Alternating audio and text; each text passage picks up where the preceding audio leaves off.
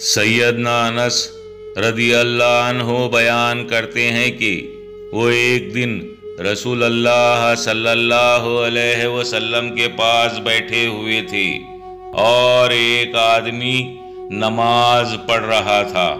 نماز پڑھنے کے بعد اس آدمی نے ان الفاظ کے ساتھ دعا کی: اللہم انی اسائلک بین اللقا الحمد لا الہ الا انت المنان بدیع السماوات والارض یا ذا الجلال والاکرام یا حیو یا قیوم۔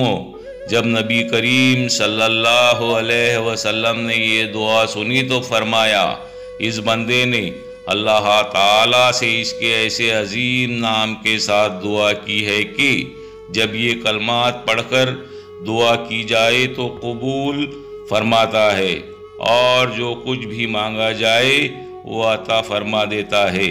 سنن ابو داؤد 1495۔